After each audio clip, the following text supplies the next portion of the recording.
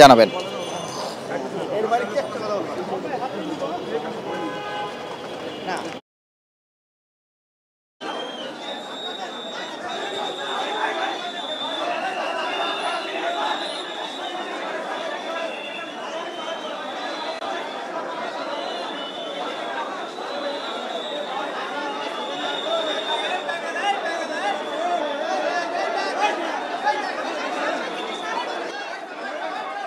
ভাই দর্শক, আমরা এই মুহূর্তে দেখতে পাচ্ছি গুলিবিদ্ধ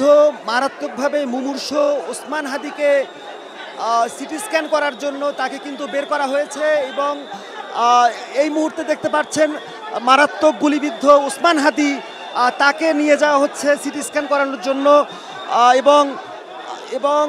চিকিৎসকরা বলছেন যে মারাত্মক মুমূর্ষ অবস্থায় তিনি তার সিটি স্ক্যান করাটি খুবই জরুরি, যে কারণে কিন্তু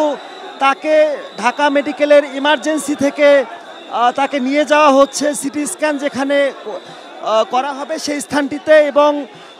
নেতাকর্মীরা দুপাশে মানবঢাল হিসেবে দাঁড়িয়ে রয়েছেন। আমরা একটু দেখাতে চাই ওসমান হাদিকে, যিনি আজকে সুস্থ দেহে গিয়েছিলেন জুম্মার নামাজ পড়তে। একজন প্রার্থী, তিনি ঢাকা ৮ আসনের নির্মমভাবে আততায়ীর গুলিতে আজকে জীবন মৃত্যুর সন্ধিক্ষণে দাঁড়িয়ে ওসমান হাদি